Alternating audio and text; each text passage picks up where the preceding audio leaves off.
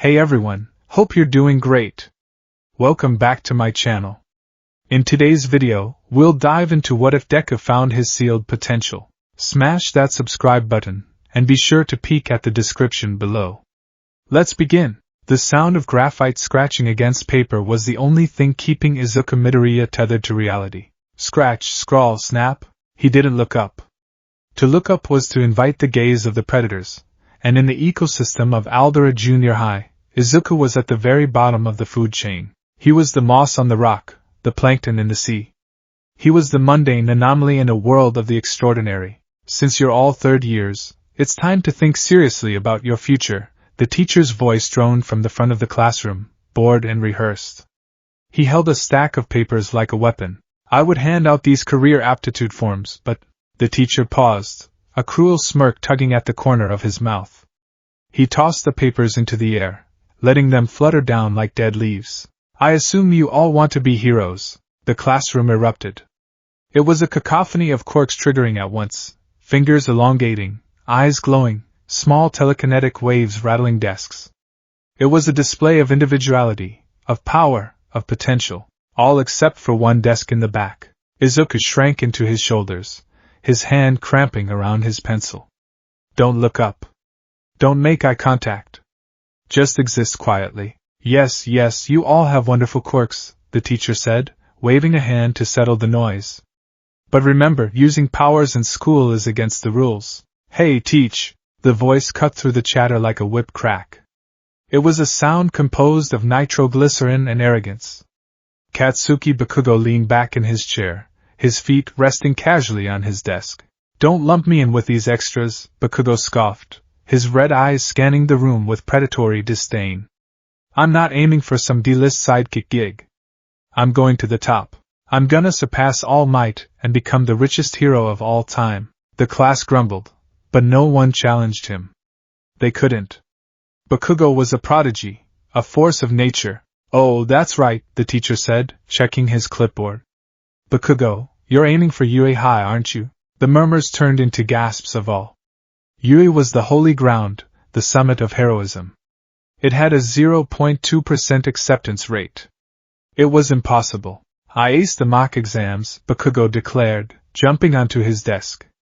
I'm the only one here with the stuff to make the cut. Actually, the teacher interrupted, his tone shifting to something pitying, almost amused. Midoriya, didn't you put Yui down as your first choice too? Silence. It wasn't a peaceful silence. It was the silence of a vacuum before the air rushes back in. It was the silence of an impending car crash. Izuku felt the blood drain from his face. He slowly lifted his head, meeting the dozens of eyes turning toward him. Some looked confused. Most looked mocking. Pfft, ha ha ha ha. The laughter hit him like a physical wave. Midoriya? No way. You can't get into the hero course just by studying. He's quirkless. It's literally impossible. Izuku stood up, his knees shaking, desperation clawing at his throat. They got rid of that rule. There's no precedent, sure, but, boom. The explosion slammed into his desk, shattering the wood and sending Izuku sprawling backward onto the floor. The smell of burnt varnish and ozone filled his nose. Bakugo towered over him, smoke curling from his palms. Hey, Deku! The nickname, wooden doll useless, stung worse than the heat. You're below the rejects. You're quirkless. Bakugo's voice dropped to a menacing growl. You think you can stand in the same ring as me? No. Wait, Kaken. Izuku scooted back until his spine hit the wall. I'm not trying to compete with you. It's been my dream since I was little. And I won't know unless I try. Try? Bakugo loomed closer, sparks dancing across his fingers. Try to do what? Die in the entrance exam? What can you do, you quirkless loser? Izuku looked down. The answer was nothing. That was the truth the world had hammered into him for 10 years. He had no fire, no ice, no strength. Just a fragile body and a heart that sometimes felt too heavy, too tight, like it was wrapped in chains. The class eventually settled back down, but the air remained thick with tension. For the rest of the day, Izuku felt the heat of Bakugo's glare burning into the back of his neck. The final bell was a mercy. Izuku packed his bag quickly, his hands trembling. He pulled out his notebook, Hero Analysis for the Future, number 13. It was his lifeline, his way of participating in a world that rejected him. If he couldn't use power, he would understand it. He would know every weakness, every strength, every combo. He was just about to slide it into his backpack when a hand snatched it away. We're not done talking, Deku. Bakugo stood there, flanked by his two lackeys. He held the notebook up, reading the title. Hero Analysis for the Future? Seriously? Give it back, Kaken! Izuku pleaded, reaching out. Bakugo smirked. He placed the notebook between his palms. Clap! A sharp, controlled explosion detonated between his hands.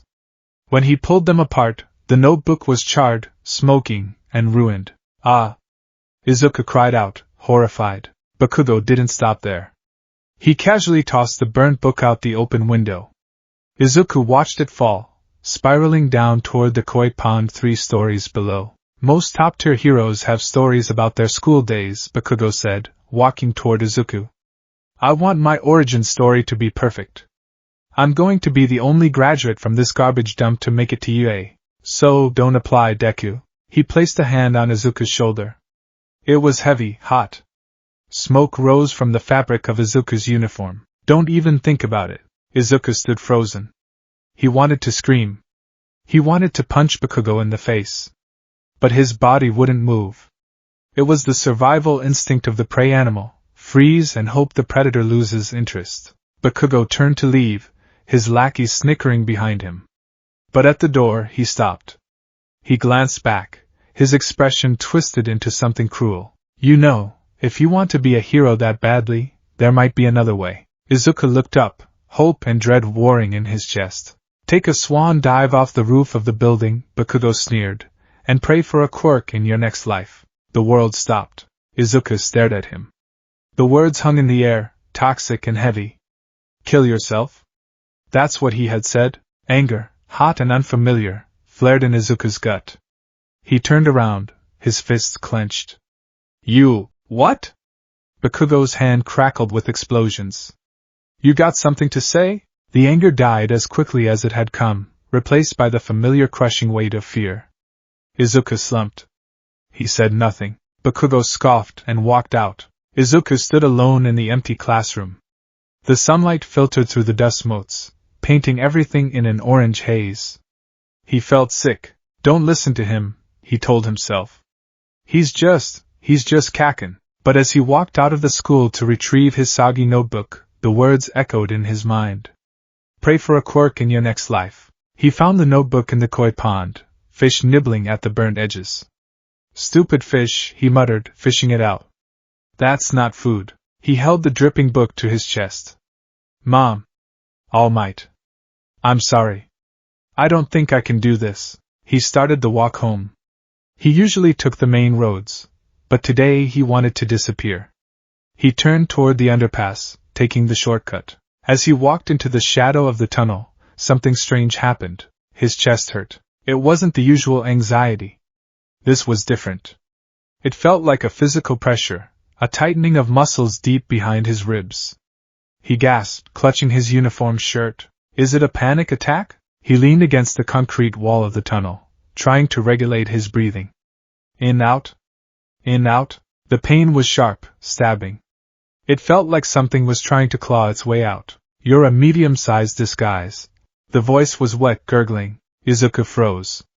He looked up. From the sewer grate ahead, a mass of dark, viscous sludge was oozing out. It rose up, forming a monstrous shape with bulging, manic eyes and a maw of jagged liquid teeth. Why villain? Izuku squeaked. Perfect, the sludge villain hissed. I just need to hide for a while. You'll make a great skin suit. Before Izuku could run, the sludge lunged. It was fast. Too fast. The impact knocked the wind out of him.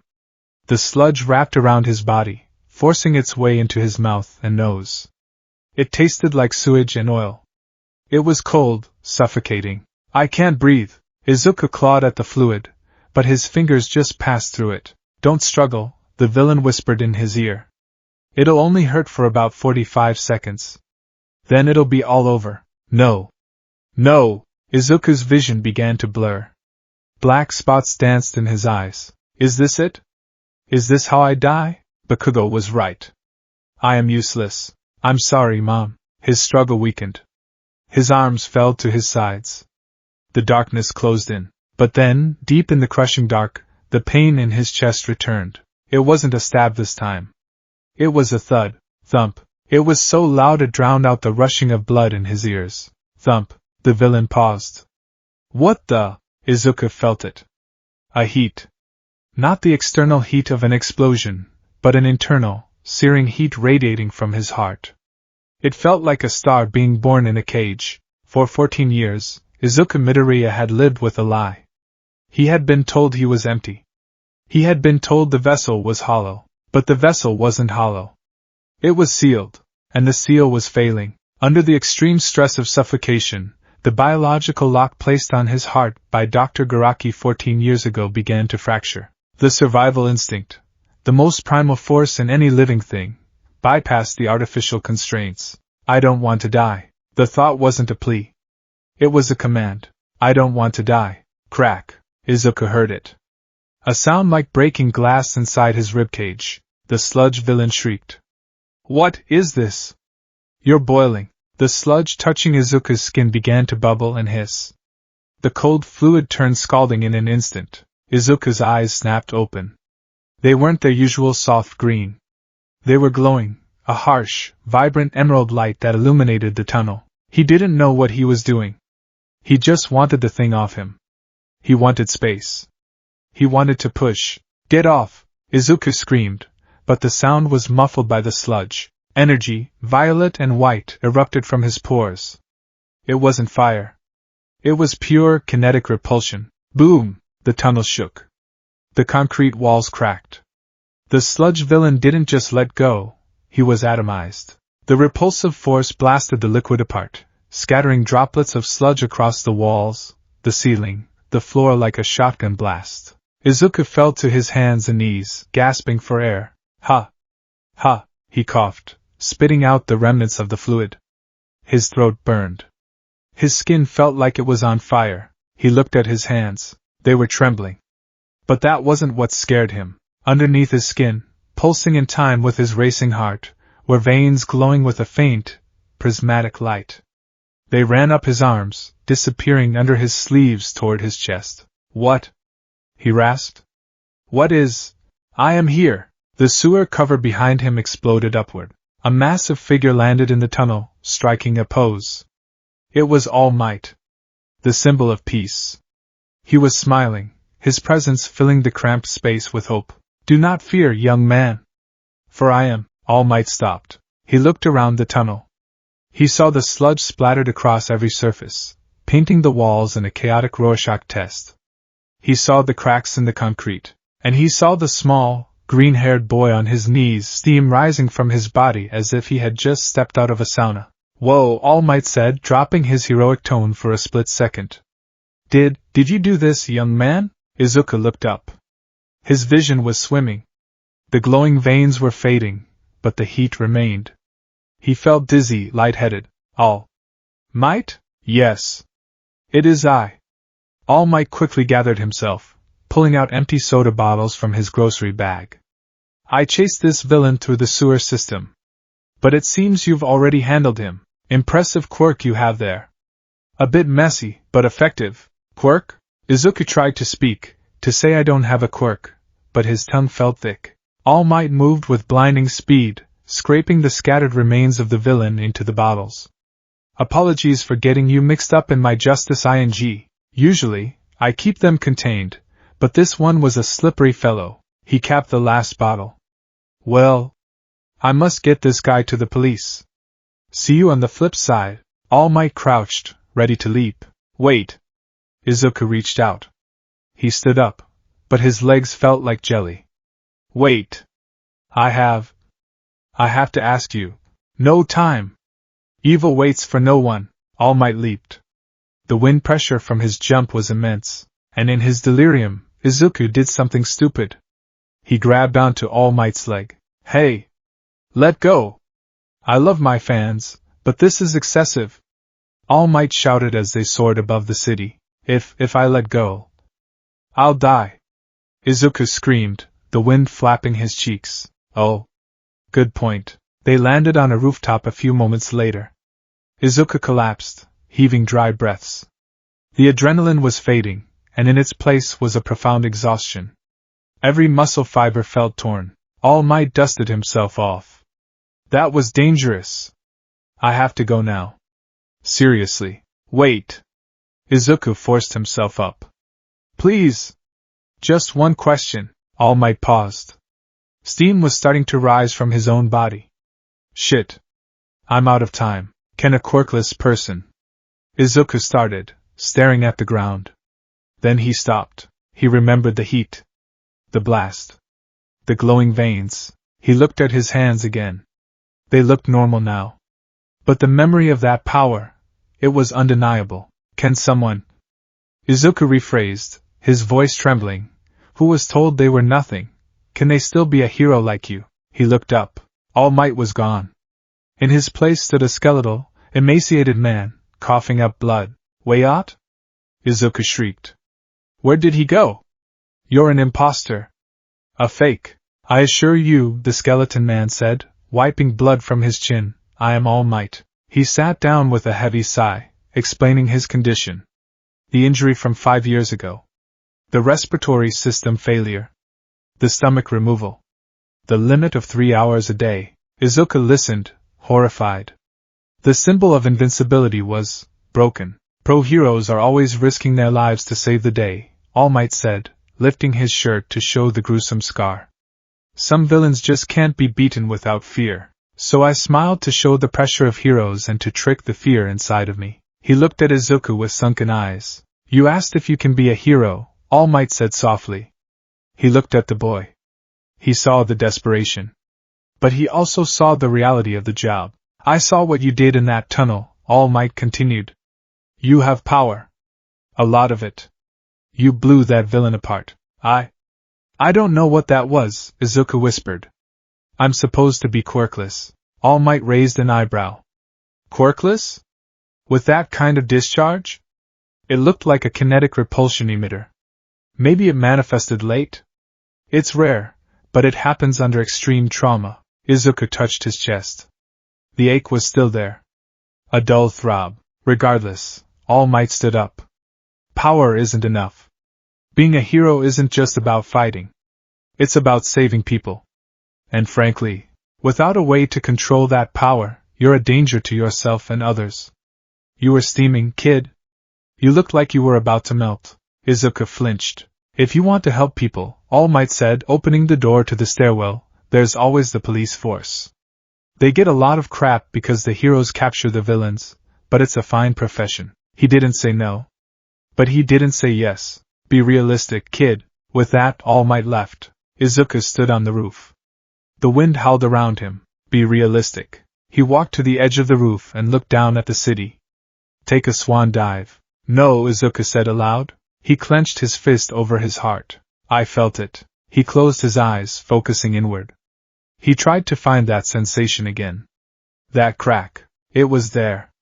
It was faint, buried deep, but the wall that had been there his whole life was chipped.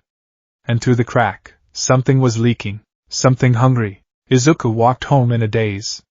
The sun was setting, casting long shadows across the street. He felt feverish. His skin felt tight. He was sweating profusely, despite the cool evening air. He stopped at a vending machine and bought a bottle of water, downing it in one gulp. It didn't help. He was burning up from the inside. I need to go home. I need to tell Mom. But would she believe him? She was the one who took him to the doctor. She was the one who apologized to him for 10 years. As he turned the corner toward the shopping district, he heard an explosion. Boom. Izuku froze. That sound. He knew that sound. He started running. Not away from the danger, but toward it. His legs moved on their own. A crowd had gathered. Police were setting up barricades. Fire was everywhere. It's a monster! Someone shouted. He's got a hostage. Izuku pushed his way to the front of the crowd. His heart stopped. In the middle of an alleyway turned inferno, the sludge villain was back. He had escaped the bottles.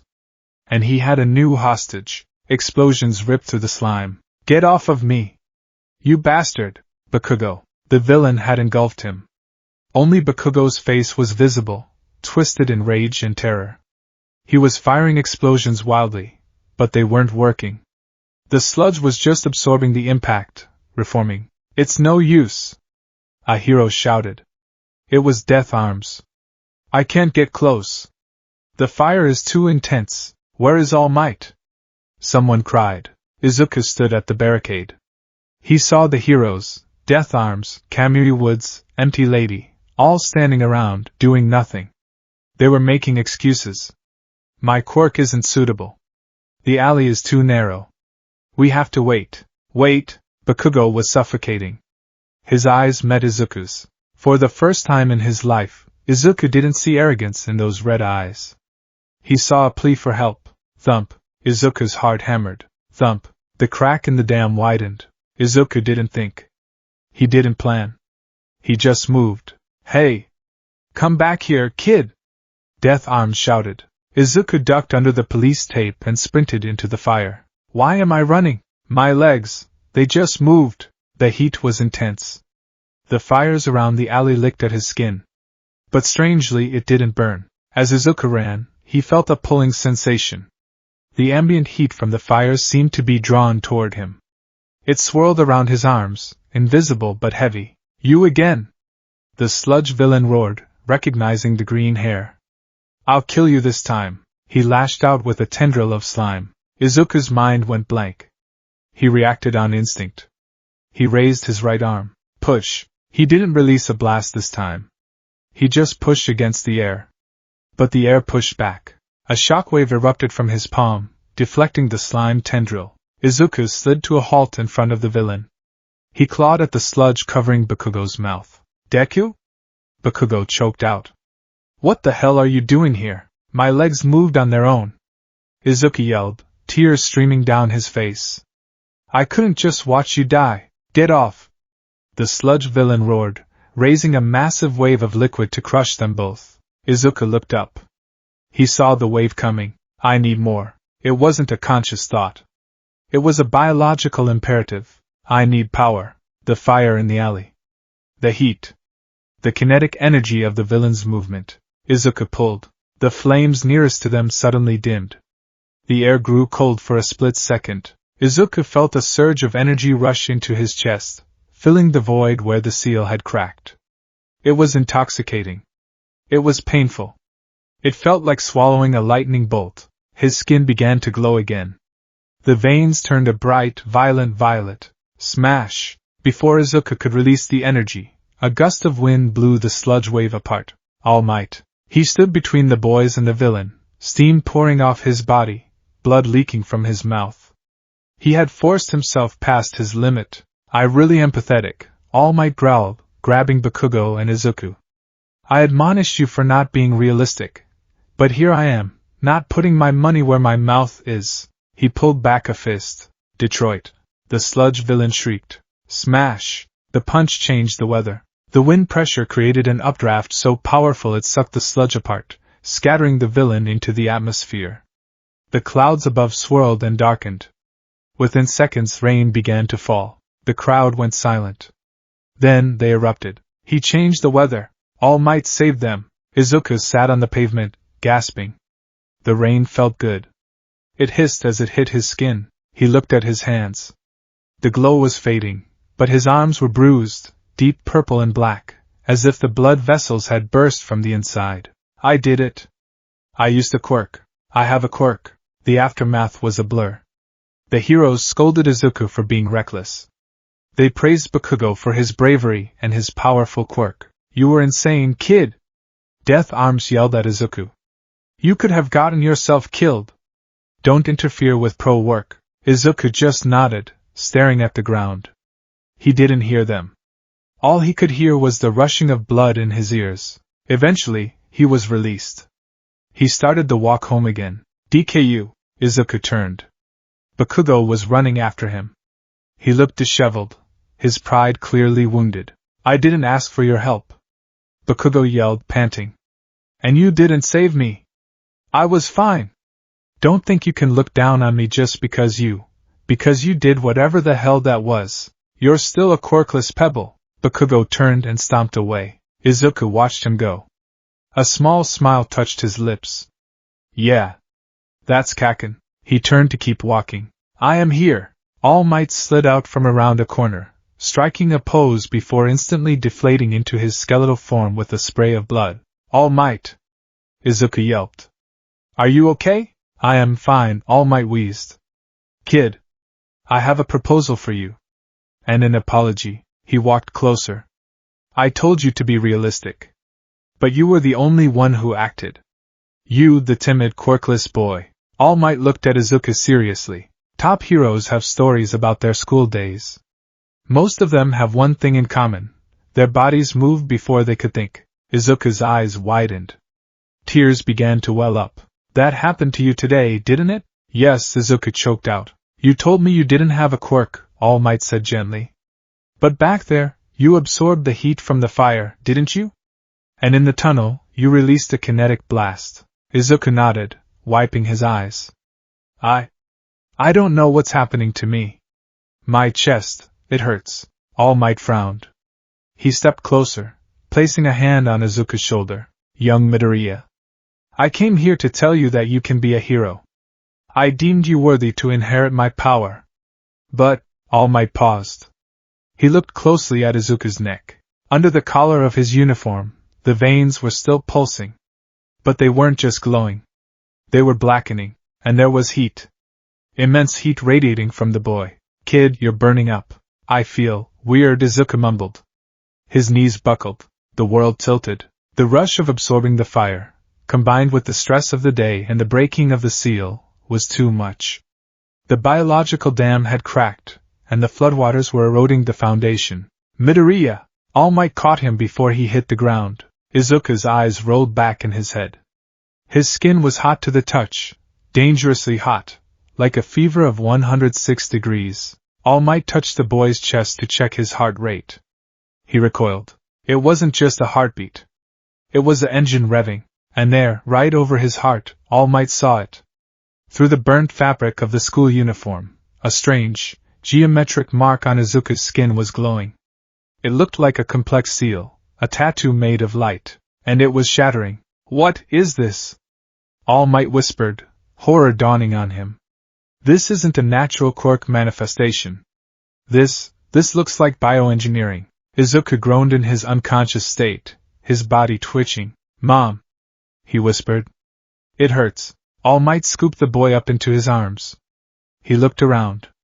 The street was empty. Hang on, kid, All Might said, his voice grim. I'm taking you to a specialist. We need to figure out what you are. He leaped into the air, clutching the boy who was suddenly much more than he appeared.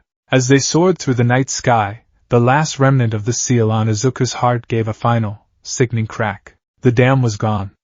The river was loose, and Izuku Midoriya was about to drown in his own potential. The dream was always the same, though Izuku hadn't realized it was a memory until now. He was floating in a deep, crushing ocean. It wasn't water that surrounded him, but a heavy, viscous silence. It pressed against his eyes, his ears, his skin. It was cold, a biting, absolute zero that gnawed at his bones. He was drifting downward, further into the dark, and he was hungry, not a hunger for food. It was a starving, hollow ache in the center of his chest. A void that screamed to be filled. More. The darkness whispered to him. Take it. Take the heat. Take the light. Take the movement. In the dream, a small, infant version of himself reached out a chubby hand toward a distant speck of light. He pulled. And the light didn't just move, it unraveled. It shredded into ribbons of luminescence that swirled into his palm, vanishing into the hole in his chest. It felt good. It felt right. But then chains, heavy, burning chains of golden light wrapped around his chest. They tightened, constricting the void, clamping shut the mouth of the hungry beast inside him. The cold returned. The silence returned. The power was locked away, and he was left small, weak, and alone in the dark. You are broken, the darkness said. You are nothing. Seal it shut. Vital signs stabilizing. Core temperatures dropping. but it's still sitting at 102 degrees. It's remarkable his brain hasn't cooked. The heat isn't metabolic fever, doctor. It's waste energy. He's venting. The voices were muffled, as if coming through a thick wall of cotton. Izuku frowned, his eyelids feeling like they were made of lead. He tried to move his hand, but it felt heavy, restrained. Where is All Might? He's in the observation room. He hasn't left since he brought the boy in. Izuku forced his eyes open. The light was blinding. Pure, sterile white light that seemed to pierce right through his skull. He groaned, squeezing his eyes shut again. He's awake. Nurse, check the containment field. Containment field? Izuku blinked rapidly, letting his vision adjust. He wasn't in his bedroom. He wasn't in a normal hospital room either. The walls were lined with thick, brushed steel. To his left and right, strange hexagonal emitters hummed with a low frequency, creating a shimmering, translucent barrier around his bed. He looked down at himself. He was shirtless, his chest covered in patches and wires connecting him to a bank of monitors that were beeping in a frantic, syncopated rhythm. But that wasn't what caught his attention. It was the feeling. For 14 years, Izuku had felt quiet, empty, like a house with no furniture. Now, he felt like a thunderstorm trapped in a bottle. There was a hum beneath his skin, a vibration that rattled his teeth. He could feel the air conditioning vent blowing air across the room, not just the wind, but the energy of the wind. He could feel the fluorescent lights buzzing above him, a prickly sensation that made the hair on his arms stand up. Midoriya? Can you hear me? A face leaned over the barrier. It was a small, elderly woman with a syringe-shaped cane and a helmet. Recovery girl. Izuku recognized her instantly from his hero encyclopedias. The youthful heroine, the backbone of UA High. Our recovery girl? Izuku croaked. His throat felt like sandpaper.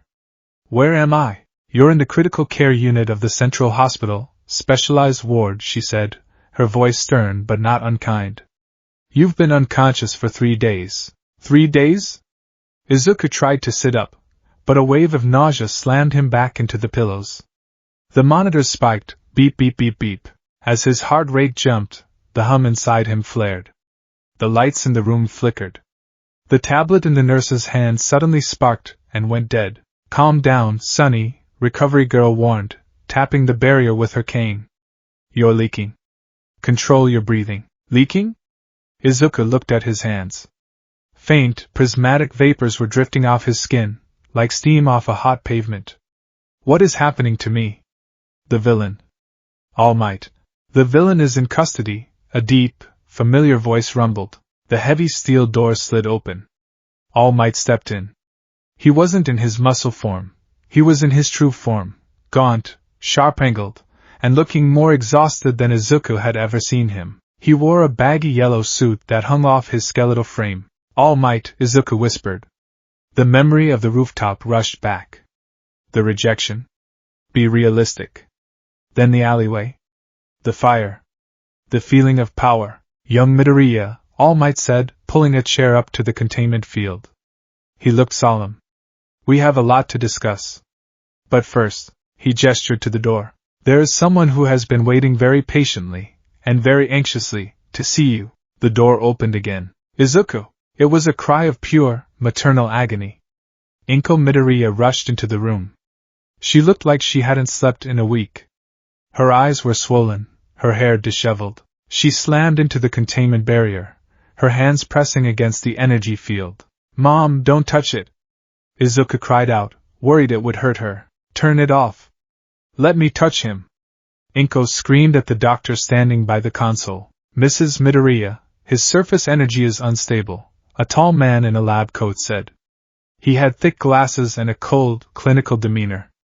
This was Dr. Akechi, a specialist in quirk physiology. He could inadvertently burn you or siphon your bioelectricity. I don't care. Inko sobbed. He's my baby.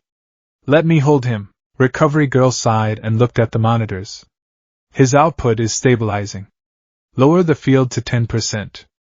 But be careful, Inko. The hexagonal hum died down. The barrier faded. Inko didn't hesitate. She threw herself onto the bed, wrapping her arms around Izuku's neck. She buried her face in his shoulder, weeping uncontrollably. I'm so sorry, Izuku. I'm so sorry. Oh God, I thought I lost you. Izuku froze. He felt the heat rising in his skin, a defensive reaction to the sudden contact, but he willed it down. He focused on the feeling of his mother's hug. Don't hurt her. Don't absorb her. He patted her back awkwardly. Mom, it's okay. I'm okay. I was just exhausted. No, you're not okay.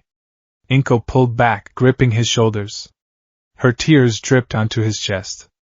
She looked at him with a mixture of love and profound guilt. You don't understand.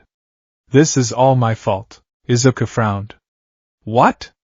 No, I ran into the villain. I was reckless.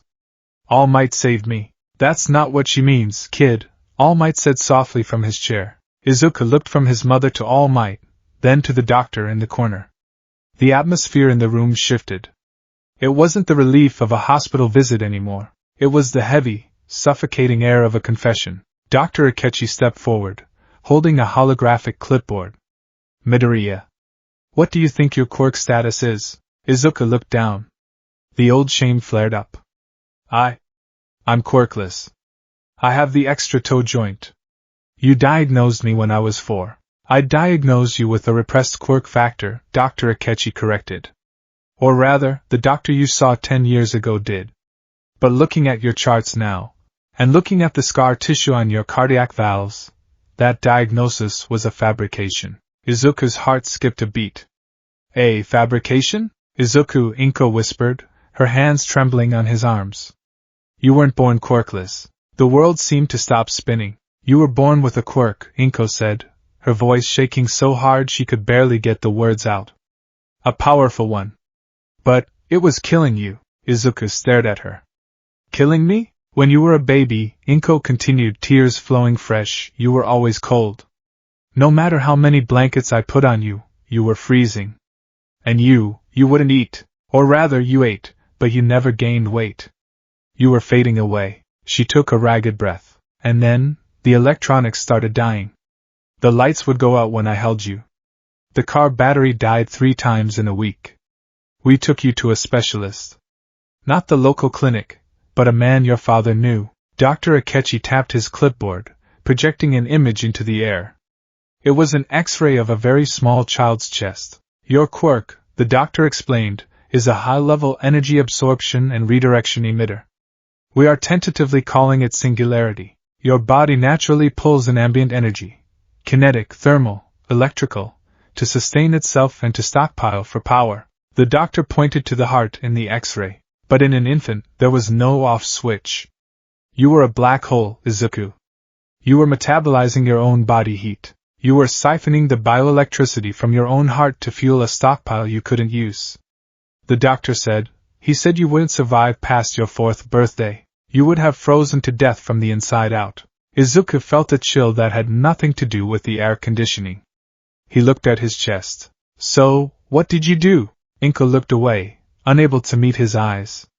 Your father. Hisashi, he made a deal. The doctor said there was an experimental procedure. A biological seal. A way to lock the quirk factor away, to create the power so your body could grow normally. A seal, Izuku repeated. It was expensive, Inko whispered. Astronomically expensive. That's why your father left, Izuku. He didn't take a post in America just for his career. He's been sending every spare yen for 10 years to pay for the medical debt, and the maintenance drugs I slipped into your food. Izuku's eyes widened. The vitamins? Suppressants, Dr. Akechi said bluntly. To keep the seal intact. Silence descended on the room. It was thick and heavy. Izuku sat there, processing. The last 10 years of his life replayed in his mind in fast forward. The day at the doctor's office. Sorry, kid. It's not gonna happen. The playground. Bakugo's explosions. Defenseless Izuku. The nickname. Deku. Useless. The bullying. The burns. The notebooks. The crying at night. All of it based on a lie. You lied to me, Izuku whispered. We had to. Inko cried, clutching his hand. The doctor said if you tried to access the power, the seal might break before you were ready. If it broke when you were 6 or 8, you would have exploded, Izuku. You would have died, so you let me believe I was worthless? The shout tore out of his throat before he could stop it. The containment field hummed as a spike of anger-fueled heat radiated off him. Inko flinched as if he had slapped her. I didn't want you to be worthless, she sobbed. I wanted you to be safe. I wanted you to live. Safe? Izuku's voice trembled. He pulled his hands away from her grasp. Mom, do you know what it's been like? Do you have any idea what my life has been? He looked at his hands, watching the veins pulse with faint violet light. Every day. Every single day, I was told I was a mistake. I was told to give up. Kaken, everyone, they looked at me like I was dirt. He looked up at her, tears spilling from his glowing green eyes. I wanted to be a hero. More than anything. And you knew I had the power to do it. And you hid it. I was protecting you. Inko wailed. You were protecting a corpse. Izuku shouted. Because that's what I was. I was walking around dead inside. Even All Might. He turned to the skeletal hero. Even All Might told me to give up. Because he thought I was empty. But I wasn't. I was never empty. The machinery around the bed began to spark. The heart monitor let out a high-pitched whine. Young Midoriya, calm down. All Might stood up, his voice commanding. You are overheating. Let it burn. Izuku yelled. He grabbed the sheets. I'm tired of being cold. Sedative. Dr. Akechi barked. Recovery Girl moved fast, but Inko was faster. She grabbed Izuku's face, forcing him to look at her. Izuku, please. Stop. Look at me. Izuku froze. His mother's hands were shaking. Her eyes were terrified, not of him, but for him. I know I hurt you, she whispered, her voice breaking. I know I stole your dream. I will never forgive myself for that. But please, if you overload now, the damage will be permanent. The seal is gone, Izuku. The dam is broken. If you don't control the flood, you will drown. She pressed her forehead against his. Please. Just breathe. Don't leave me again. Izuku's breathing hitched. He felt the anger, that hot, jagged thing, warring with the love he had for his mother. She had saved his life. She had sacrificed her marriage, her happiness, everything to keep him from consuming himself as a baby. He closed his eyes. In. Out. He imagined the energy inside him. It was a raging fire. He imagined a lid being placed over it. Not a lock. Just a lid. Calm down. The sparking stopped. The lights stopped flickering. The hum in the room died down to a manageable vibration. Izuku slumped back against the pillows, exhausted. I'm sorry, he whispered. Inko kissed his forehead, wiping his tears and hers. No. I'm sorry. I should have told you. When you got older. I should have told you. Dr. Akechi cleared his throat, adjusting his glasses. The emotional catharsis is touching, but we have a practical problem. The seal is completely dissolved. The sludge villain incident forced a survival response that shattered the biological lattice.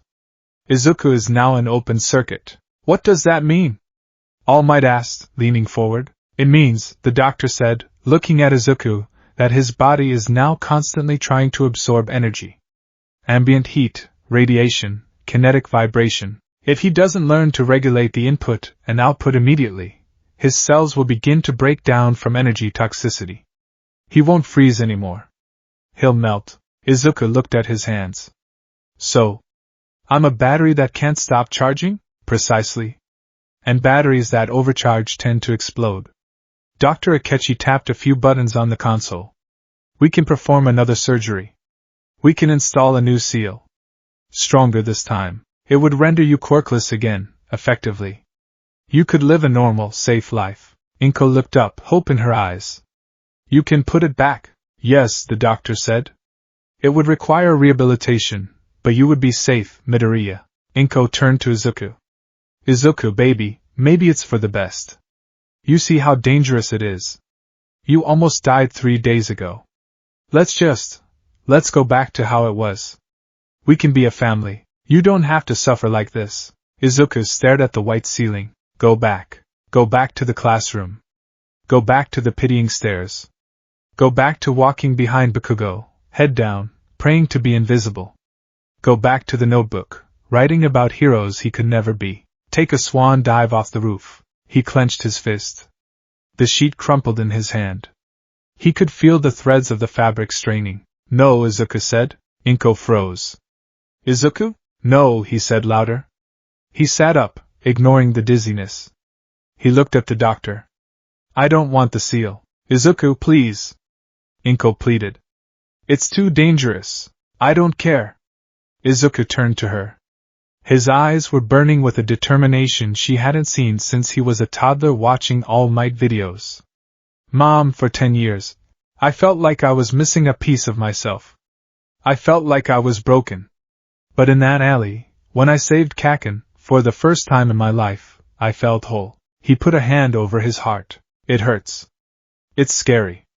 It feels like it wants to eat me alive. But it's mine. It's my power. It's me. He looked at All Might. The hero was watching him intently, his blue eyes sharp within the dark sockets. You asked me if I could be a hero, Izuku said to All Might. You said I needed to be realistic. Well, is this realistic enough? He raised his hand. He focused. Pull. The vase of flowers on the bedside table rattled. The water inside rippled. A faint distortion of air swirled around his hand, sucking the kinetic energy from the room. The air grew instantly colder. I have a quirk, Izuku said, his voice steady. I have a powerful quirk. And I'm going to use it. I'm going to be a hero. He looked back at his mother. I'm sorry, Mom. But I can't go back to being nothing. I won't. Inko looked at him. She saw the little boy who used to run around in an All Might onesie. But she also saw something new. She saw the young man who had run into a fire to save his bully. She crumbled. Not in despair, but in resignation. She realized, with a mother's intuition, that she couldn't stop him. If she tried to seal him again, she would lose him forever, not to death, but to resentment. Okay, she whispered, squeezing his hand. Okay, Izuku. Mom? But she said, her expression hardening into the fierce protectiveness that defined her. If you are going to do this, if you are going to keep this dangerous thing inside you, then you are going to learn how to control it properly. I will not bury my son. She turned to Dr. Akechi. What do we need to do? The doctor sighed, but there was a hint of a smile on his face. Well, first, we need to discharge his current stockpile. He's sitting at 80% capacity, and his body isn't conditioned for it. He needs to vent. I can help with that, All Might said, standing up. He walked over to the bed. He looked down at Izuku. Young Midoriya. You have courage. I saw that in the alley. But courage without control is just a fancy way to commit suicide. All Might reached into his pocket and pulled out a small, printed card. It wasn't a business card. It was a pass to a restricted municipal area. Dagoba Municipal Beach Park, All Might said. Meet me there tomorrow morning at 6 a.m. If you want to master this power, if you want to enter UE without killing yourself, you're going to need a teacher who understands what it's like to hold too much power in a fragile vessel. Izuku took the card. His hands were shaking. You're going to train me? I am going to teach you how to put the lid on the jar, All Might corrected. And maybe, just maybe, how to pour it out without spilling. All Might turned to Inko and bowed deeply. Mrs. Midoriya. I know you are terrified. But I promise you, I will protect your son. I will not let him break. Inko looked at the skeletal man. She didn't know his secret, but she knew his reputation.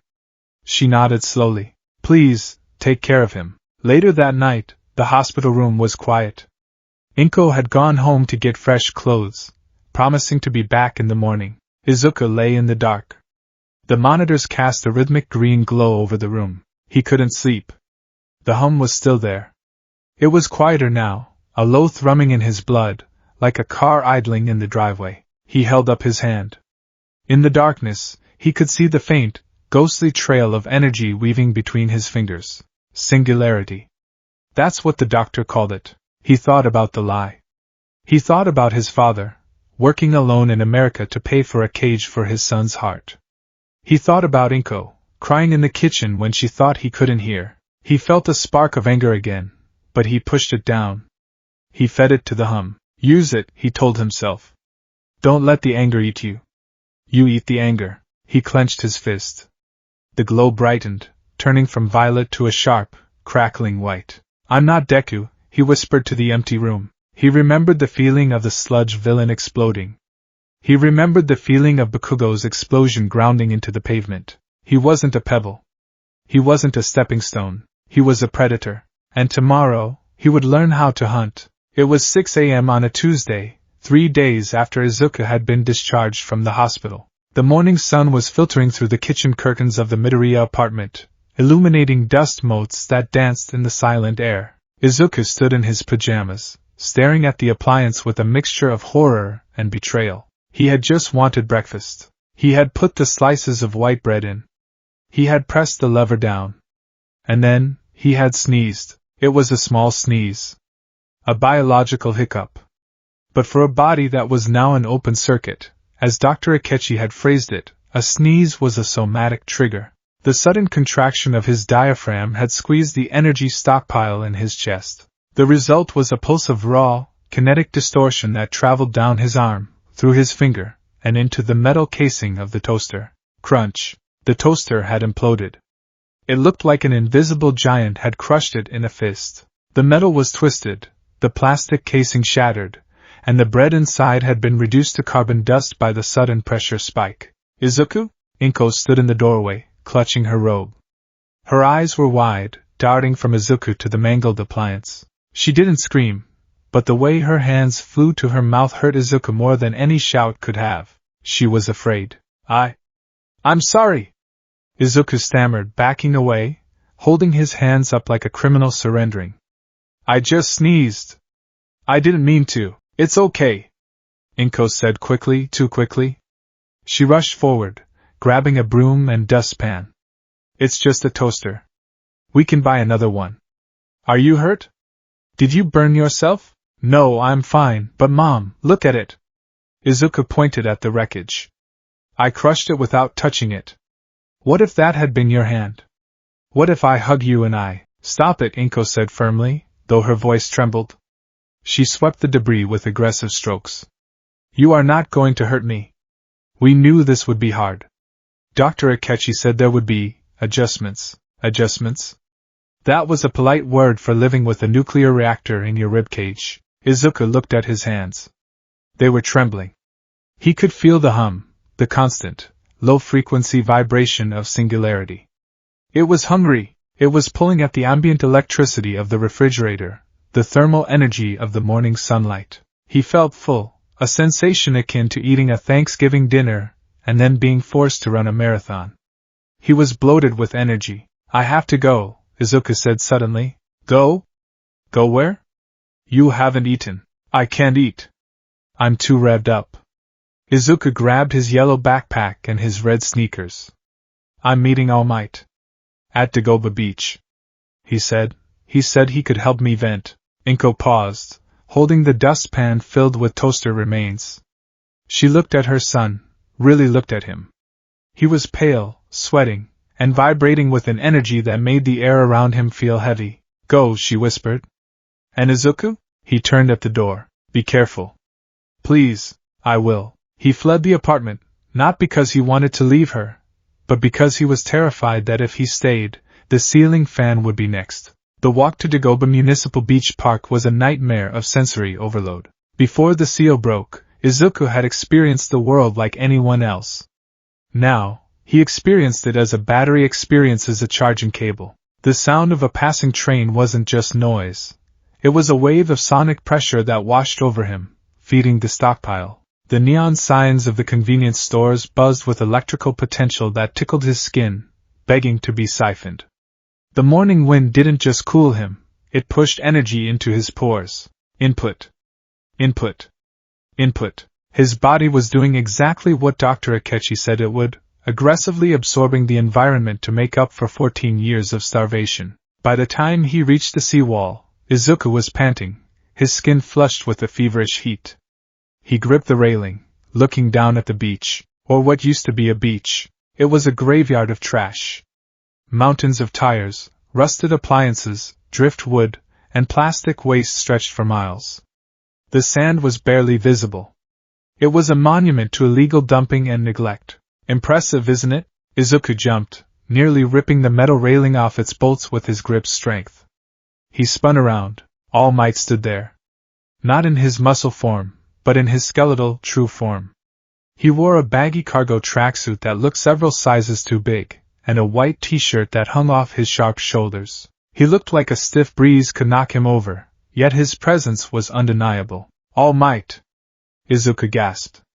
I didn't see you. I am currently in stealth mode, the hero coughed, tapping his chest. Or simply, sick man taking a morning stroll mode. Good morning, young Midoriya. You look terrible. Thanks, Izuku muttered, wiping sweat from his forehead. I broke a toaster this morning. With a sneeze, All Might chuckled, a dry, rasping sound. A toaster. A classic victim of uncontrolled power. My predecessor once destroyed a microwave by trying to heat up a burrito. These things happen. All Might walked down the concrete steps toward the sand, gesturing for Izuku to follow. They navigated through a canyon of garbage, broken office chairs, rotting tatami mats, and enough plastic bottles to build a raft to America. Why are we here? Izuku asked, stepping over a crushed bicycle. Is there a secret gym hidden under the trash? No gym, All Might said, stopping in a small clearing surrounded by towering piles of junk. This is the gym. He turned to face Izuku. The humor faded from his sunken eyes, replaced by the seriousness of a mentor. Dr. Akechi explained the theory of your quirk, yes? Singularity. You are a siphon. You take energy in, you store it, you push it out. Yes, Izuku nodded. But the problem is the in. It won't stop. I feel like I'm going to pop. That is because your vessel is weak, All Might said bluntly. He poked Izuku in the chest with a bony finger. It hurt. You have a Ferrari engine inside a bicycle, All Might continued. You were sealed for your entire developmental period. Your body never adapted to the stress of your quirk. Your muscles, your bones, your neural pathways, they are all standard issue. But your power is military grade. All Might spread his arms, gesturing to the mountains of trash. To control the output, you must upgrade the hardware. But more importantly, you need to learn how to manage the control variable. Control variable? Izuku pulled out a notebook, a fresh one, Hero Analysis number 14, from his bag. Put the book away, kid. You can't write this down. You have to feel it. All Might walked over to a rusted, heavy-looking refrigerator lying on its side. Right now you are passive. The world pushes energy into you, and you take it because you're empty. But you're not empty anymore. You're overflowing. To stop the overflow, you need to expend energy faster than you take it in. All Might kicked the fridge. It didn't move. I want you to move this fridge. Drag it to the road. Izuku looked at the fridge. It was a massive, industrial double-door model, probably weighing 200 kilograms. I can't lift that. I don't have super strength. I have energy emission. Wrong, All Might corrected. You have energy. How you use it is up to you. You can blast it out of your hands, yes. But you can also circulate it. Push the energy into your muscle fibers. Reinforce your skeletal structure with a kinetic field. Don't just hold the lightning, Midoriya. Be the lightning. Izuku stared at the fridge. Internalize the energy. He closed his eyes. He felt the hum in his chest. It was a swirling vortex of white noise. Usually, he tried to ignore it. Now, he focused on it. Don't let it out. Keep it in. He imagined the energy flowing like water, not out of his palms, but back into his arms, wrapping around his biceps, coating his bones. The violet glow under his skin brightened. The veins in his arms pulsed. He grabbed the fridge. The metal groaned under his grip. Heave. Izuku pulled. Boom. He didn't just pull the fridge.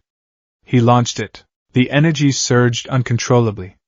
Instead of reinforcing his muscles smoothly, it detonated like a piston firing too hard.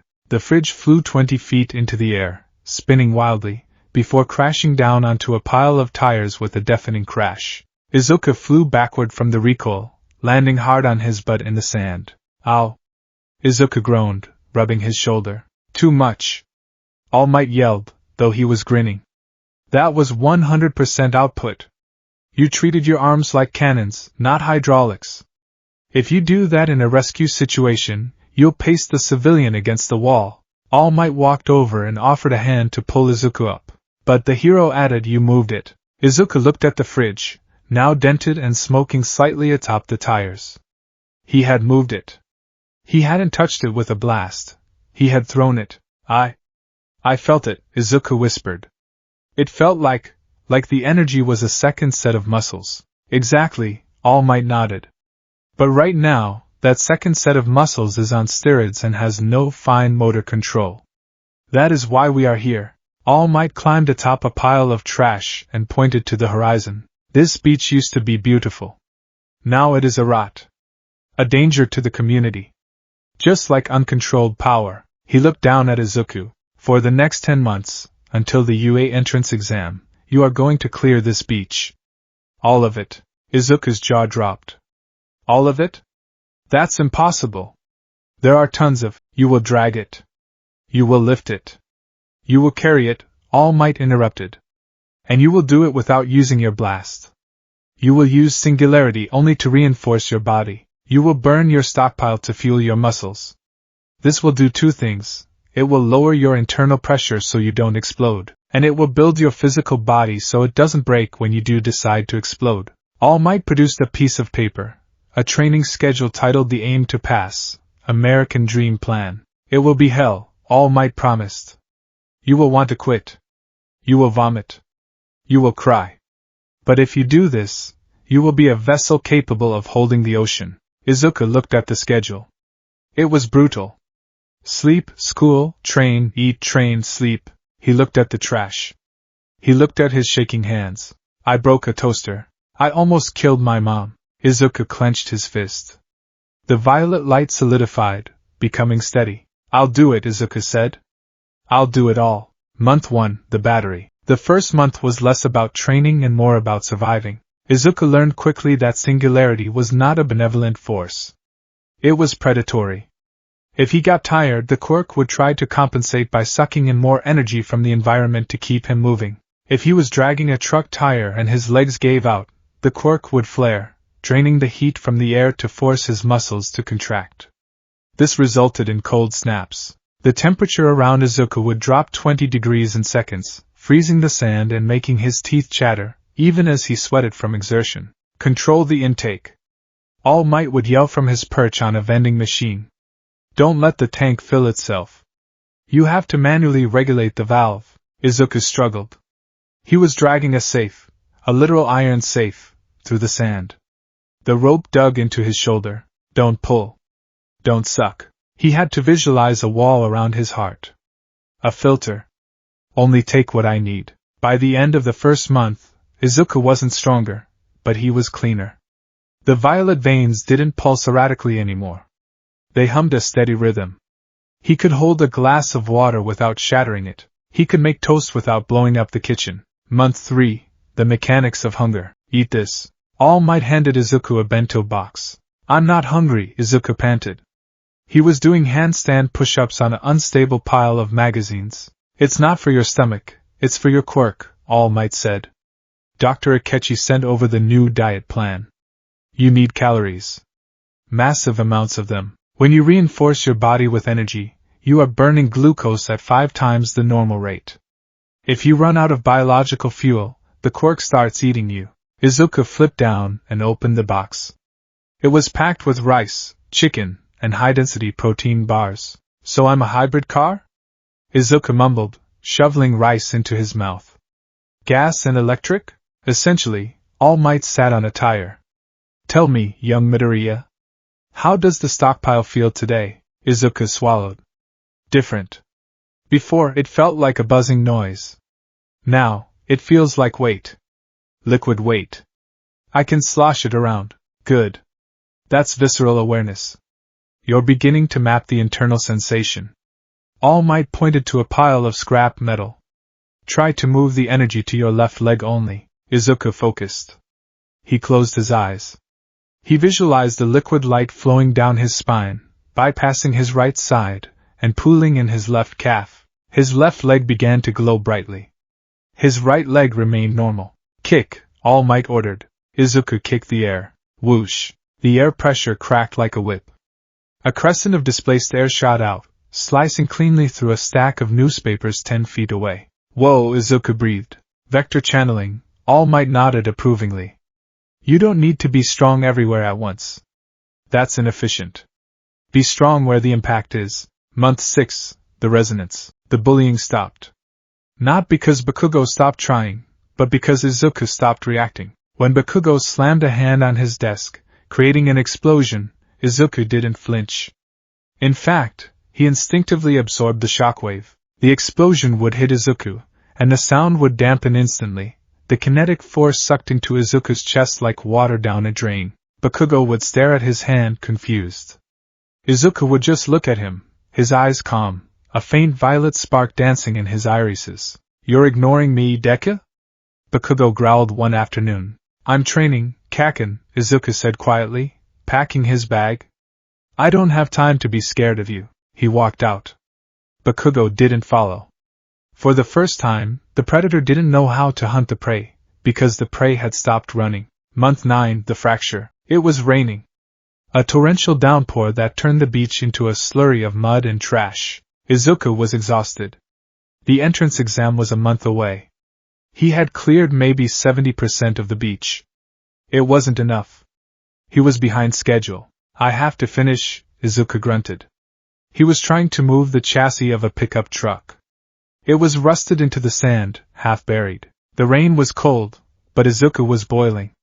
He was running hot, too hot. Take a break, Midoriya. All Might called out. The weather is unstable.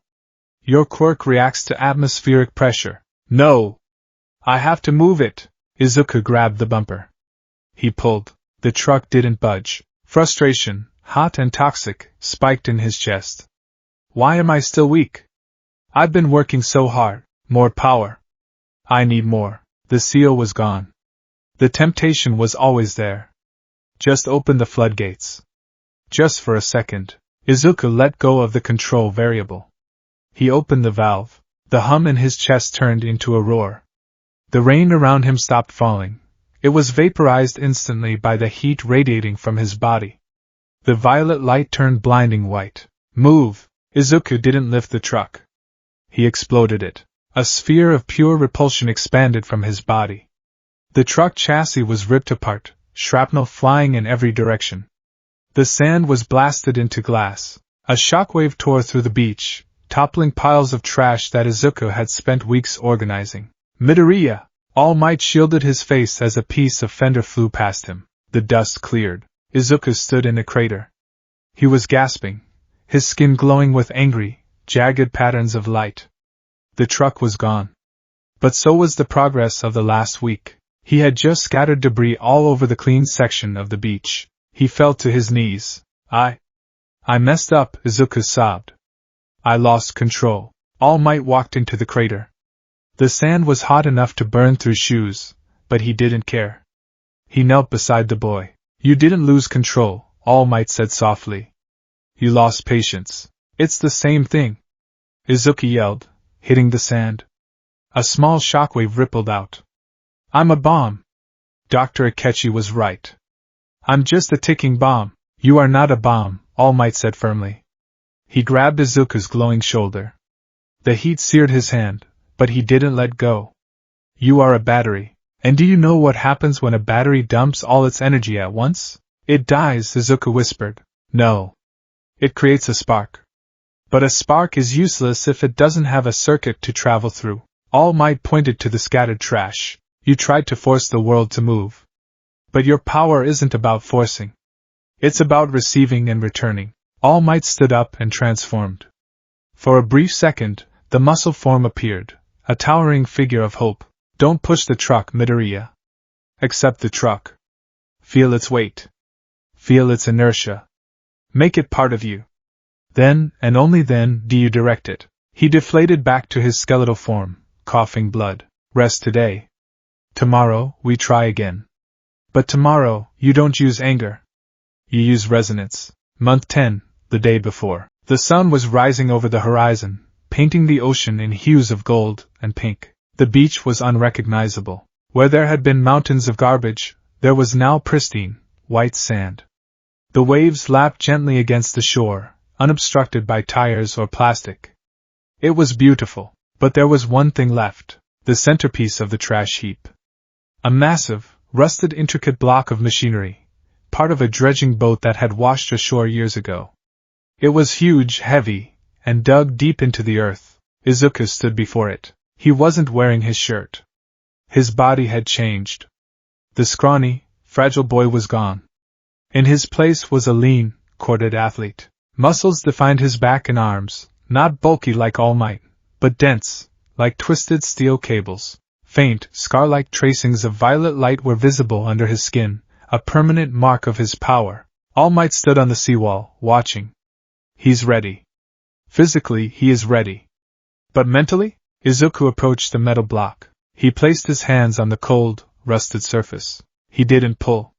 He didn't grunt. He closed his eyes. Feel the weight, he told himself. It has mass. It has potential energy. He breathed in. The morning air, the sunlight, the sound of the waves. He let a sliver of that energy enter his system. Input. The energy traveled to his core. He visualized it swirling, condensing. Stockpile. He opened his eyes. They glowed a calm, steady emerald violet. He shifted his stance. He channeled the energy not into a blast, but into a hydraulic lift within his legs and back. Resonance. Hup. It was a small sound. Izuku lifted. The metal block didn't fly into the air. It didn't explode. It rose, smoothly and steadily, as Izuku straightened his legs. He held the multi-ton weight above his head, balancing it perfectly. The sand beneath his feet compacted, but didn't crater. His control was absolute. He walked, step by step, fighting the urge to vent, fighting the burn in his muscles. He carried the final piece of trash to the waiting dump truck on the road. He set it down gently. The truck's suspension groaned, but held. Izuku stepped back. He exhaled a long breath of steam. I did it, he whispered. Oh my goodness! All Might vaulted over the railing, landing in the sand, and tripping slightly. He scrambled up, beaming. Young Midoriya! You didn't just clean the beach. You terraformed it. All Might looked around at the sparkling coastline. Tears streamed down his gaunt face. Holy stinking super crap! It's beautiful, Izuku smiled, wiping sweat from his brow. I feel empty. But in a good way. Like I have room. All Might straightened up. He reached into his pocket and pulled out a small, wrapped object. You have mastered the basics of the control variable, All Might said seriously. You have turned a curse into a tool. You are no longer a leaking vessel. He handed the object to Izuku. It was a strand of golden hair. Izuku stared at it. All Might? Is this a souvenir? All Might laughed. No. Well, yes. But listen. The hero looked at the sunrise. My quirk, one for all, is a torch passed down from user to user. I have been looking for a successor. Someone with the heart of a hero. Izuku held his breath. I thought I needed to give you my power to make you a hero, All Might said. I thought you were empty. He looked at Izuku. But you have your own fire now. A fire that rivals my own. If I gave you one for all now, frankly, you might actually explode. Your body is already housing a singularity. Izuku looked at the hair, then at All Might. So, you're not giving it to me? Not yet, All Might said, a twinkle in his eye. You don't need it to pass the exam. You have singularity. You are strong enough to stand on the starting line as yourself. He closed Izuku's hand over the hair. Keep this. As a promise. A promise that one day, when you have mastered your own power completely, we will talk about legacy. But for now, All Might pointed a thumb at the UA High building visible in the distance. Go show them that you aren't a pebble. Izuku clutched the hair. He felt the phantom weight of the 10 months. The pain. The fear. The toaster. He looked at his fist. The violet light hummed, affectionate and dangerous. I'm not a pebble, Izuku said, grinning. I'm the landslide. The gates of UA High stood like the pearly gates of a mechanical heaven. Towering, imposing, and gleaming under the February sun. To most students, they were a barrier. To Izuku Midoriya, they looked like the start of a buffet line. He adjusted the strap of his yellow backpack, feeling the rhythmic thrum of his heart against his ribs. It was different now. 10 months ago, this heartbeat had been a source of anxiety. Now, it was an engine idle. The singularity, the voracious, energy-siphoning void in his chest, was currently purring at a low hum. He had spent the morning meditating, carefully venting excess energy into the atmosphere so he wouldn't accidentally crush a door handle. He was empty. Or as empty as he could get. He was sitting at about 5% capacity, just enough to reinforce his skeletal structure for walking, not enough to fight. "Get out of my way, Deku." The voice came from behind him, low and laced with nitroglycerin. Izuku stopped. He didn't flinch. He didn't jump. He slowly turned around to face Katsuki Bakugo. Bakugo looked unsettled. For the past few months, his favorite punching bag had become made of steel.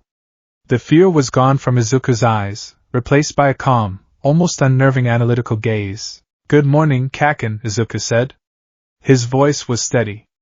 "Ready for the exam?" Bakugo scowled, his hands twitching in his pockets. "Don't talk to me like we're rivals. You're just a pebble with a cheap trick. I don't know what kind of steroids you've been taking to fix your body, but you're going to die in the practical." "Maybe," Izuku conceded, stepping aside. "But I won't die running away." Bakugo stared at him, searching for the flinch, the stutter. Finding none, he clicked his tongue and stomped past, his shoulders brushing Izuku's aggressively. Kinetic impact detected. Izuku's quirk flared instinctively for a microsecond, absorbing the force of the shoulder check. Instead of stumbling, Izuku remained rooted to the spot like a statue, while Bakugo actually bounced off slightly, stumbling to the side. "TCH." Bakugo recovered his balance, glaring back with confusion, then stormed off toward the building. Izuku exhaled, a small wisp of prismatic steam escaping his lips. "Control. Don't engage. Save the appetite for the robots." He turned back to the path and immediately tripped over his own foot. Whoa! The clumsiness was still there. No amount of superpower could fix his natural lack of grace. He braced for the impact with the pavement, preparing to dampen the fall with a kinetic cushion. But he didn't hit the ground. He floated. "Are you okay?" Izuku flailed, righting himself in midair before his feet gently touched the concrete. Beside him stood a girl with a round face, rosy cheeks, and brown hair bobbed at her chin. She was smiling, her fingertips pressed together. "It's my quirk," she said cheerfully. "Sorry for using it without asking. But it's bad luck to fall before the exam, right?" Izuku blinked. "Zero gravity application. Tactile activation. Canceling the gravitational pull on a specific mass." Thanks," Izuku managed, the sudden proximity to a girl momentarily overriding his battle focus. "I'm Uraraka Ochako." She beamed. "You looked so serious just now, like you were going to war. But you're actually kind of clumsy, huh?" I guess," Izuku rubbed the back of his neck. "I'm Midoriya Izuku." "Well, good luck, Midoriya." She waved and jogged toward the entrance. "Let's do our best." Izuku watched her go. He placed a hand over his chest. The singularity reacted to his emotions, it fluttered. Note to self, anxiety creates heat. Embarrassment creates heat. Stay cool. The written exam was a breeze. For years, Izuku had compensated for his lack of power with his brain. While other kids practiced flying or shooting lasers, Izuku studied physics, hero laws, and tactical analysis. The questions on the paper weren't hurdles. They were affirmations. But the written exam was just the appetizer. The main course was the practical.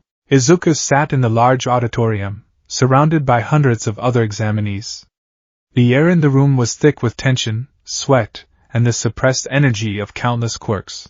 To Izuku, it felt like sitting inside a battery factory. "Everybody say hey." President Mick's voice boomed through the speakers, a sonic assault that made most students cover their ears. Izuku didn't cover his ears. He leaned forward. The sound waves hit his skin, invisible ripples of pressure. Sound is kinetic energy. Vibration. He let the noise wash over him, sipping at the decibels. It was a tiny trickle of power, barely enough to charge a AA battery, but it helped sharpen his senses. President Mike explained the rules. 3 types of robots.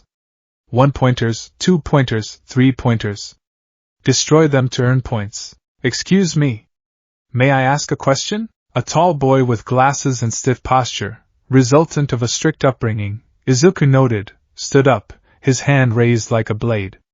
A spotlight hit him. There appear to be 4 types of villains on this handout. The boy shouted, pointing at the pamphlet. If this is a printing error, you should be ashamed. We are here seeking the guidance of Japan's top heroes. He spun around and pointed a finger directly at Izuku. And you? The one with the curly hair. Izuku froze. Me? You've been muttering to yourself this entire time. It's distracting. If you're here on a sightseeing trip, you should leave immediately. The auditorium giggled. The spotlight shifted to Izuku, blinding him. Heat rose in Izuku's cheeks. Shame. Embarrassment.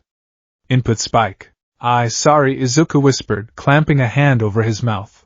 Okay, settle down, examinee 7111. President Mike waved a hand. The 4th robot is a 0-pointer. Think of it as a gimmick. An obstacle. It's huge, it's scary, and it's worth 0 points. My advice? Run away. The orientation ended, and the students were shuffled onto buses to be taken to their respective battle centers. Izuku looked at his card. Battle Center B. He glanced over at Bakugo's card. Battle Center A. Don't look at me, Deku, Bakugo snarled. Just don't die. I won't, Izuku said.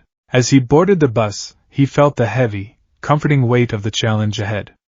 He sat near the window, closing his eyes. He visualized the gauge in his mind. Current charge, 7%. Target charge, 40%. He needed to get hit.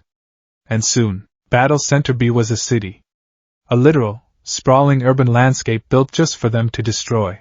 Izuku stood in the crowd of students in front of the massive gates. He was wearing a simple teal tracksuit his mother had bought him. He had no armor, no gadgets. Just his body. The other students were stretching, psyching themselves up. He saw the boy with glasses, Ida Tenya, checking his engines. He saw the nice girl, Uraraka, taking deep breaths. She looks nervous, Izuku thought. He took a step toward her. Maybe he could offer a strategy. I wouldn't bother her if I were you. Ida stepped in front of him, blocking his path. He looked down at Izuku with disdain. She is trying to focus. Are you planning to distract her with your muttering again? Izuku looked up at Ida. He saw the tension in the taller boy's jaw. I was just going to wish her luck, Izuku said calmly. But you're right. Focus is key. He stepped back. He closed his eyes and began his breathing exercises. Inhale. Exhale. Open the valves. And start. President Mick's voice blared from the tower. The students froze, confused. There was no countdown. What are you waiting for? Mike screamed. There are no countdowns in real battles. Go! Go! Go! The crowd surged forward, a chaotic stampede of quirks. Lasers fired, engines revved, people turned into steel or grew extra arms.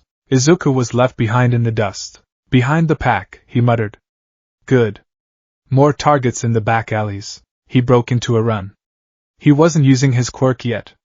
He was relying on 10 months of hellish physical conditioning at Dagoba Beach. His legs pumped, eating up the asphalt. He turned a corner into a mock street. A robot rolled out. It was a 1-pointer, a sleek, mono-wheeled drone with long, whip-like arms. Target acquired, the robot chirped mechanically. Eliminate. Izuku stopped. Other students would have attacked. A guy with a laser navel ran past, firing a beam that missed. Out of the way, kid! But Izuku stood his ground. He dropped his stance, opening his arms wide. Hit me, he whispered. The 1-pointer lunged. It swung a metallic arm with enough force to crack a rib. The students running past screamed. He's frozen! Move, idiot! Wham! The metal arm slammed into Izuku's chest. It should have sent him flying. It should have broken bones. Instead, there was a dull thud, followed by a sound like a high-voltage capacitor charging up. VVVVZZZZZT. Izuku slid back 2 inches, his shoes smoking against the pavement. He gasped, his eyes flying open. They were glowing a vibrant, electric violet. Input accepted. Kinetic energy, 8,000 newtons. Conversion efficiency, 98%. The pain was there, a sharp, bruising ache, but it was immediately swallowed by the rush. The energy flooded his system, racing through his veins like liquid caffeine. The robot tried to pull its arm back. It couldn't. It was stuck, as if magnetized to Izuku's chest. Thanks for the meal, Izuku grinned. He grabbed the robot's arm with both hands. Stockpile release, 15%. Reinforcement. Ha! Izuku spun. He treated the 100-pound robot like a ragdoll. He swung it around his head and slammed it into the pavement. Crunch. The robot shattered into scrap metal. 1 point, Izuku said, his voice vibrating with a dual-tone resonance. He looked up. He felt light. He felt fast. Charge level, 12%. I need more. 5 minutes in, and Battle Center B had turned into a war zone. Explosions rocked the streets. Students were shouting, scrambling for points, and through the chaos, a green streak was moving like a phantom. Izuku Midoriya was no longer running, he was vector surfing. Every time his foot hit the ground, he absorbed the impact and redirected it backward, propelling himself forward with explosive speed. He was bouncing off walls, ricocheting between buildings. He found a cluster of 2-pointers, tank-like treaded robots, cornering a student with a tail. Help! The student yelled. Izuku dropped from a lamppost. He landed on the turret of the center robot. Impact absorption. He took the fall damage and turned it into strength. He grabbed the turret barrel. Overheat. His hands flashed white. He didn't just crush the metal. He injected a pulse of thermal energy into the robot's chassis. The internal circuitry fried instantly.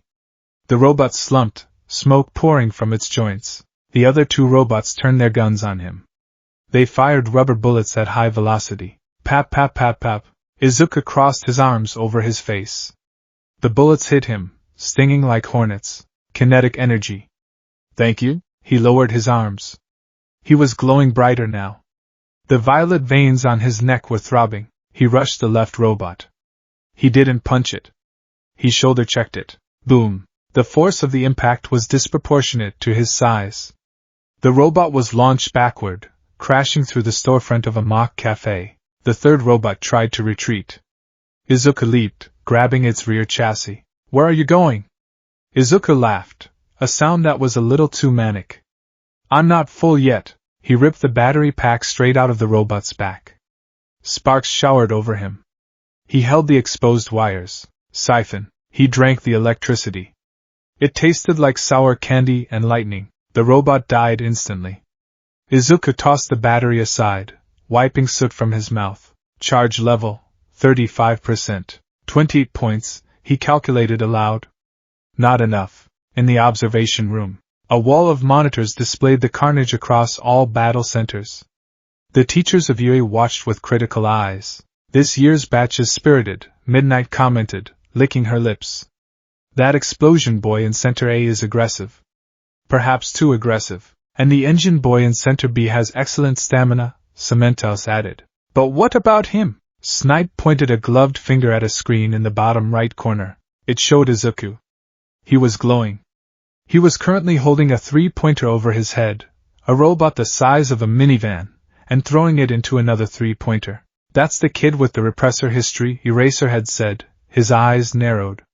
Midoriya Izuku. His quirk registration was updated 10 months ago. Singularity. He fights like a villain, Vlad King grunted. Look at him. He's not protecting, he's hunting. He's deliberately letting them hit him to charge up. It's a high-risk strategy, Aizawa muttered. He's trading durability for power. If he miscalculates his limit, he'll pop like a balloon. In the back of the room, standing in the shadows, All Might watched the screen. He was clutching the railing so hard the metal was bending. Careful, young Midoriya, All Might thought. You're running hot. I can see the steam from here. Don't lose yourself in the hunger. Well, the principal, a small mouse bear dog creature named Nizu, cackled as his paw hovered over a large red button. They have shown us their offense. But a hero must also face overwhelming odds. Let us see how they handle Despair. He pressed the button. The ground shook. It wasn't a vibration. It was an earthquake. Izuku had just finished dismantling a two-pointer with a precise kick when the world tilted. Dust billowed from the end of the main street. Buildings groaned and cracked. What is that? A student screamed. A shadow fell over the city. It rose above the skyscrapers, a mechanical titan. The zero-pointer. It was larger than Izuku had imagined. It was the size of a Godzilla kaiju, its green chassis blocking out the sun. Its eyes glowed a menacing red. Targets acquired. The voice was so loud it rattled Izuku's teeth. The robot punched the ground. KRAKOM. A shockwave tore through the street, shattering windows and knocking students off their feet. Run! Run for your lives. It's huge. There's no way we can fight that. Forget the points. Just go. The panicked mob stampeded past Izuku. He stood frozen, staring up at the behemoth. His instinct, the singularity, screamed at him. Danger. Predator too large. Cannot consume. Flee. The seal, or what was left of the psychological barrier, urged him to run. His charge was at 45%. If he tried to engage that thing, he would overload. He would melt. Be realistic. Izuku took a step back. Yeah. Running is the logical choice. It's worth 0 points. There's no reason to. Ow. My leg. The cry was faint, buried under the rumble of the robot's tracks. Izuku stopped. He looked back. In the middle of the ruined street, right in the path of the zero-pointer, Uraraka was trapped. A piece of debris from the building caused by the shockwave had pinned her leg. She was struggling, her face pale with terror, trying to activate her quirk on the massive stone slab. The zero-pointer was closing in. It raised a massive foot, preparing to crush the obstruction. The other students were gone. Ida was gone. Everyone was running away. Everyone except the boy who used to be empty. The logic in Izuku's brain shut down. The math stopped. Input, fear. Output, action. No! Izuku turned and sprinted. He didn't use the vector surfing. He ran with pure, desperate muscle. He reached Uraraka just as the shadow of the foot enveloped them. Midoriya? She gasped, tears in her eyes. Run! You have to. I'm not leaving you! Izuku screamed. He grabbed the stone slab. Charge, 45%. Reinforcement, maximum. He heaved the stone off her leg, tossing it aside like it was styrofoam. But it was too late to run. The foot was descending. It was a hydraulic press the size of a house. Izuku looked up. I can't lift that. It weighs thousands of tons. Even with 100% stockpile, I can't lift it. I have to reject it. He shoved Uraraka backward. Get back, Midoriya! Izuku planted his feet.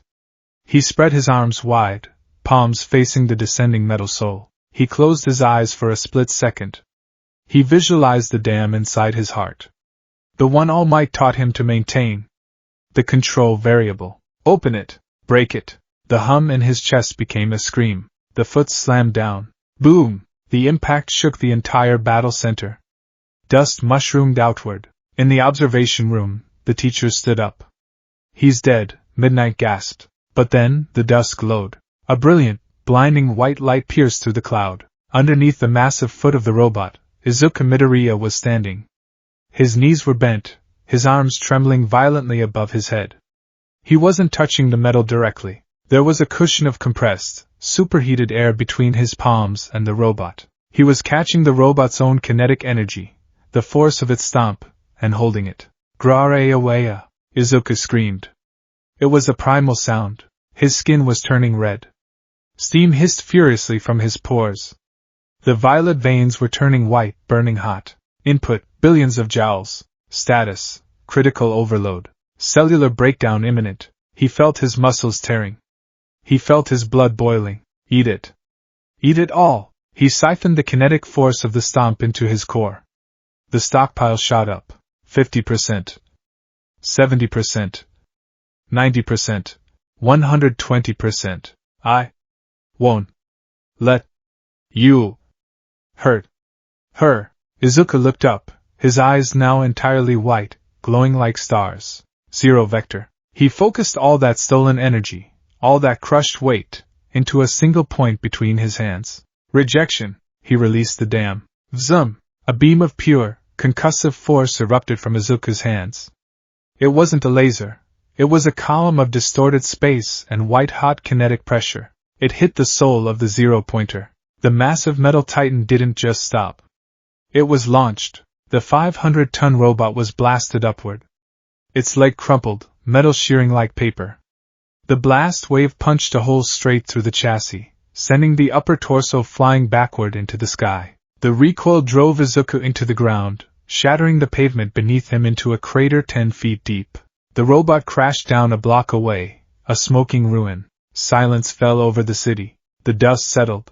Izuku stood in the center of the crater. He was swaying. His clothes were singed. His skin was a dark, angry red, radiating waves of heat that made the air shimmer around him. White steam billowed off his body in thick clouds. He looked at his hands. They were blistered, the skin cracked and glowing faintly. He rasped. His voice sounded like grinding stones. He turned to look at Uraraka. She was staring at him, her mouth agape, eyes wide with horror and awe. Are you safe? Izuku whispered. And Midoriya? She squeaked. You're smoking. Yeah. Izuku smiled weakly. Energy. Fever. His eyes rolled back. The heat overcame him. His brain shut down to preserve itself. Izuku toppled forward, face planting into the concrete. Time's up. Present Mix's voice blared, signaling the end of the exam. Out of the way. Make room. Recovery Girl hobbled through the crowd of stunned students gathered around the crater. Ida was there, trying to keep people back. Uraraka was kneeling beside Izuku, frantically waving her hands to cool him down. He's burning up. Uraraka cried. I touched him and it burned my finger. Recovery Girl took one look at Izuku and grimaced. Overload. Foolish boy. He cooked himself. She didn't kiss him. Kissing him now would accelerate his metabolism, which would only generate more heat. Get the cooling packs. And a stretcher. She barked at the medical robots. We need to lower his core temperature immediately before his organs liquefy. As the robots lifted Izuku, a hand grabbed Recovery Girl's arm. It was Uraraka. Is he going to be okay? She asked, her voice trembling. He saved me. He didn't even hesitate. Recovery Girl looked at the girl, then at the smoking boy on the stretcher. Her expression softened. He has a reckless quirk, the old doctor sighed. But he has the heart of a hero. He'll live. But he's going to spend the next week in an ice bath. 1 week later, the letter arrived. Izuku sat at his desk. He was wrapped in bandages, his arms slathered in burn cream. His temperature had finally returned to normal, though he still felt a bit feverish in the evenings. The holographic projector clicked on. I am here. All Might appeared on the screen, surrounded by confetti. As a projection, Izuku watched, breathless. Young Midoriya.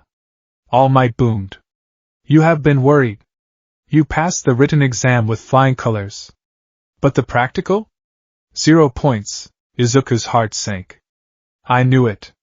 I wasted everything on the zero-pointer, or so it seemed. All Might continued. But you see, looking only at villains is the mark of a novice. A hero's job is to save. The video cut to a clip. It was Uraraka, standing in the negotiation room. Please! Give him my points. He saved me. I would have been crushed if he hadn't stepped in. Izuku felt tears prick his eyes. Rescue points. All Might shouted. A hidden metric. For your selfless action against the zero-pointer, disregarding your own safety. Yui awards you 60 rescue points. The score tally appeared. Midoriya Izuku. Villain points, 28. Rescue points, 60. Total, 88. You pass. All Might reached a hand toward the camera. Welcome, Izuku Midoriya. You have stepped into your own hero academia. Izuku stared at the screen. He looked at his bandaged hands, the hands that had destroyed a titan. He wasn't quirkless. He wasn't useless. He was a hero, and the seal on his heart was broken forever.